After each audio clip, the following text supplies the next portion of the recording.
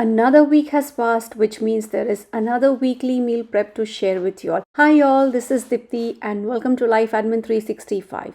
Let's jump right into the video. For this week's meals, ingredients are mostly from my recent Costco grocery haul along with previously prepped items, and I will be prepping a few items from my pantry. Let's get started with veggie prep. First, I have prepped asparagus pears and chopped asparagus, and this is how I prepped these. I don't rinse and dry these initially. However, within 2 days of bringing these home, I prep them.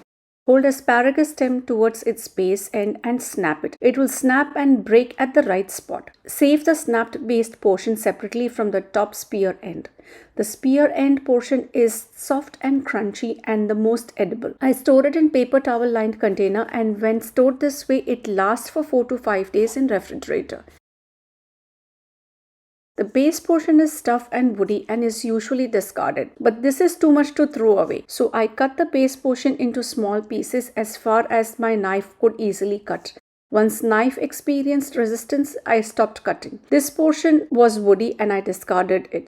By doing this, I was able to salvage more than half of the base portion. I will be using this portion for making sabzi. Then I have 1/4 portion of baby spinach for salad, 3/4 portion of baby spinach blanched and pureed for Indian curries. Then I have mini sweet peppers for salads, 2 pounds strawberries unwashed with green tops taken out. And I also prepped dough for chapatis and chopped onions. From my pantry, I used whole masoor or whole red lentils and soaked them for making masoor usal. Then there are soaked chickpeas. I pressure cooked both of these. Masoor for 1 whistle and they came out perfect. And chickpeas for 5 whistles and they came out totally mushy. I also pressure cooked potatoes.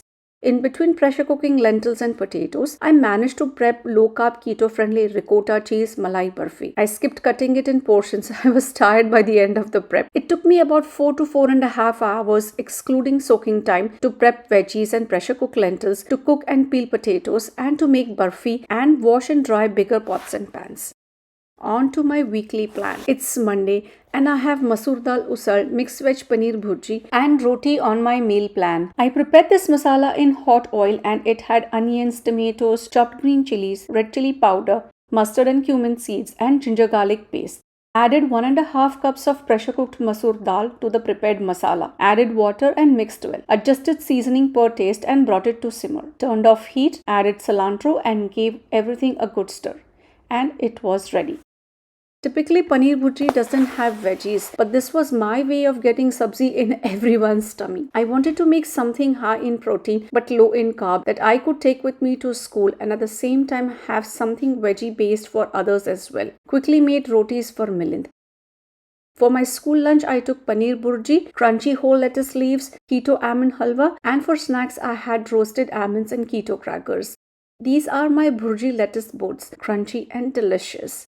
For evening, I made fresh rotis and we ate masoor usal and paneer bhurji. On to Tuesday. I had asparagus-carrots quinoa bowl as a main meal for Milind. I used up chopped up asparagus from the meal prep and cooked it along with carrots to get asparagus-carrot masala. I have already shared this quinoa bowl recipe in my last video, sharing that link in the card above and in the description box below. Used part of the remaining carrot asparagus masala for my school lunch. To go along, I prepped cauliflower rice. In fact, prepared it in the same pan as asparagus-carrot masala. Sauteed defrosted riced cauliflower with salt and chopped green chilies for about 5 to 6 minutes, garnished with chopped cilantro and lemon juice and adjusted for seasoning, and it was ready. For school lunch, I took a bit of asparagus carrots masala and cauliflower tadka rice, sprinkled some hemp seeds for added protein and keto almond halwa for sweet. Then there were keto crackers and homemade low-carb peanut butter dark chocolate energy balls. That's a mouthful. For dinner, I made chole from overcooked mushy chickpeas and no one was thrilled to eat them. I had prepared rice and rotis, but it was so mushy that they chose to eat chole with rice as dal and rice and skipped eating rotis. Oh well. On to Wednesday. There was a change in my meal plan for Wednesday. Initially, I was going to make palak paneer and I had prepped accordingly, but changed that plan and decided to make chole cheese parathas instead. It was the best way to quickly use up the super mushy chole that I prepared previous night. The night before, I kneaded whole wheat flour with leftover chole, adjusted for taste, and had it ready to go. Took out dough from refrigerator first thing in morning, and when it was at room temperature, prepared 7 balls from it. I'm using Munster sliced cheese for making these parathas. However, any sliced cheese will fit the bill. Roll out dough in square shape, large enough to have an overhang after the cheese is placed. Fold the overhang dough over the cheese and seal it from all sides. Roll it out, keeping the square shape as much as possible. Similarly, stuffed and rolled out the remaining 6 dough balls. So 7 in total. Towards the end of making the last 2 parathas, I put up the griddle for heating on medium heat. Placed paratha on hot griddle and roasted it on medium heat on one side for about a minute or so, then flipped and cooked the other side until it started puffing up when pressed on all the sides. Flipped once more and pressed and cooked for a few more seconds. Removed paratha from the griddle and smeared both the sides with ghee. Repeated the process for the remaining rolled out parathas. Packed 3 parathas for boys' school lunches and kept the other 4 for Milan's lunch. Today I made hot breakfast for all my boys. Yes, in the middle of the week and on a working day. First prepared tadka of cumin seeds, urad dal, whole red chilies, curry leaves, mustard seeds and hing. To it added last of my prep chopped onions followed by crushed tomatoes. After mixing, I sauteed these until onions turned translucent. Then I added pre-roasted semolina. A few weeks earlier, I had roasted 3 cups of semolina in ghee and after cooling, transferred it to an airtight container and stored it in the freezer. Took 1 cup of this pre-roasted semolina and warmed it up for about a minute and a half or 2 on medium heat in the same pan before preparing tadka.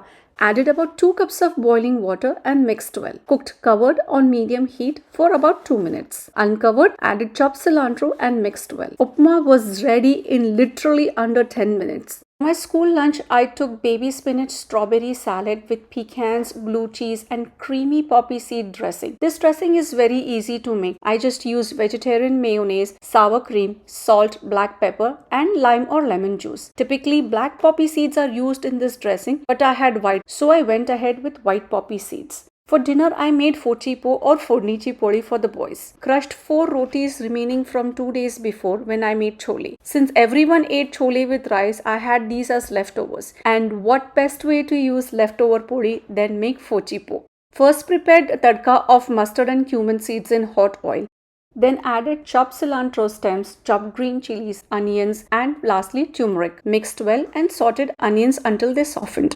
Then added crushed rotis and salt. Mixed well, covered and cooked for 2 to 3 minutes on medium-low heat. Uncovered, added roasted dehusked peanuts and mixed well. Garnished with chopped cilantro and mixed well, covered and turned off heat.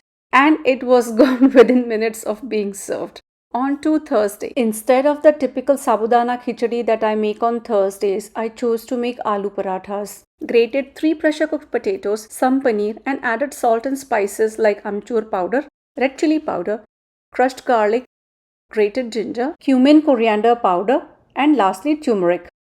Mixed ingredients thoroughly to form a ball. This was the paratha stuffing. Used up the last of the needed dough to make these parathas. Stuffed the dough with potato paneer stuffing and sealed it tight shut. Rolled out stuffed dough balls with minimum flour.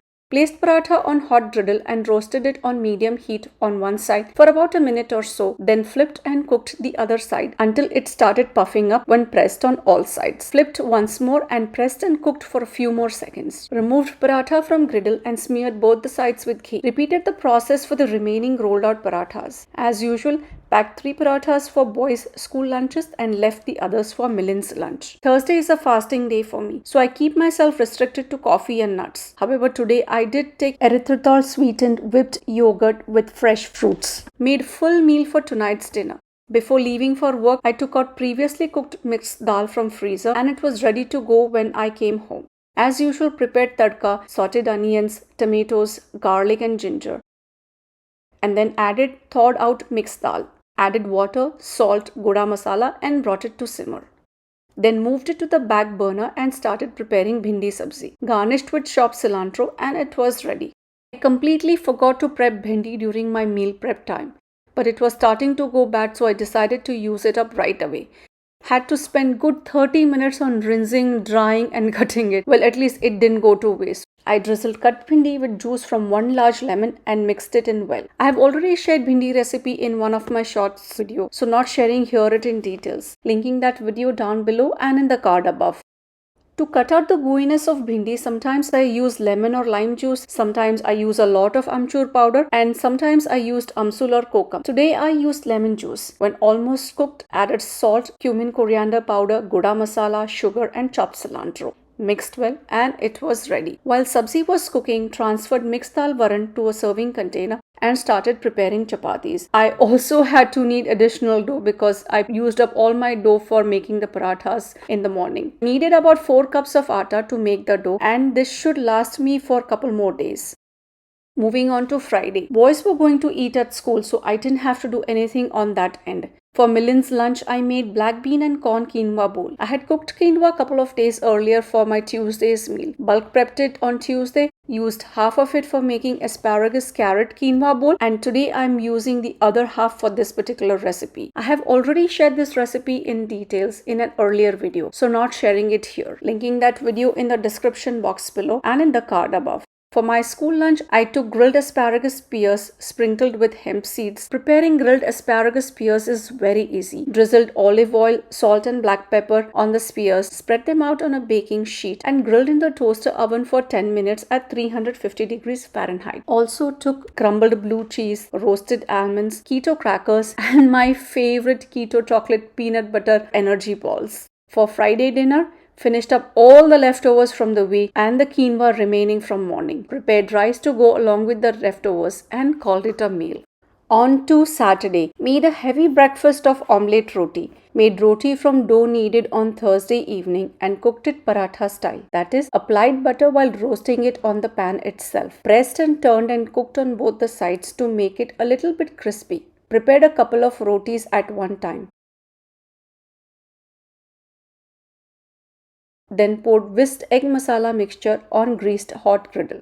Placed prepared roti on top of egg mixture and gently pressed it around for egg mixture to spread a little bit more. Check to see for doneness of eggs. Once omelette was cooked to desired texture, flipped it so that the roti side was now on the griddle. Placed cheese slices on one side of the omelette roti, added hot and sweet ketchup and folded that side over the other one. Pressed gently. Roti was perfectly crisped on its bottom side. Transferred it from griddle to a plate and repeated the same process for the other prepared roti. So in total, I prepared 5 omelette rotis. 2 for Milind to take with him for his golf round, 2 for Aditya and 1 for Amit. I simply ate cheesy egg omelette along with strawberries on the side. This was a heavy brunch, so we skipped on lunch and instead snacked in between on cheese, fruits, nuts and cookies. Early evening, all of us stepped out to dine at Indian restaurant. After a long time, all of us were going out instead of ordering in takeouts. Food was finger-licking delicious. Good times with family. Plus a lot of leftovers to take home. That's the second best part of going out. On to Sunday. Aditya was up early, relatively early considering it was a Sunday. And he made French toast for everyone with minimal help from me. French toast is very easy to make. Prepare a slight sweet mixture of egg, half and half of cream. Dunk slices of brioche bread or any other sweet, thick-cut white bread in this mixture and coat it on its both sides. Place this bread on a greased hot griddle and cook it on both the sides. Ours got toasted a little bit more than intended, but they didn't taste burnt. They tasted really good. Repeat the process till you get the desired number of French toast. Then sprinkle some powdered sugar and serve it with fresh fruits on the side along with whipped cream. We ate a very late lunch after coming back from our weekly grocery shopping trip. We were out of fresh fruits and vegetables. Plus I needed burrito-sized tortillas and wraps for Taco Tuesday, buttermilk for making my red velvet pancakes, few canned beans just as backup, and Dijon mustard for making salad dressing. And of course, I also ended up buying a couple of junk snacks. But I was happy that there were more fruits and vegetables than the snacks.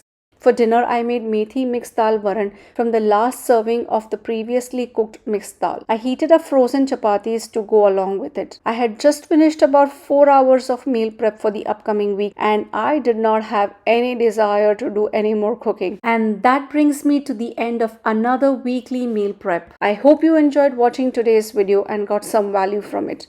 Give this video a big thumbs up and leave comments for me down below. Your likes help with the YouTube algorithm and helps me grow my channel.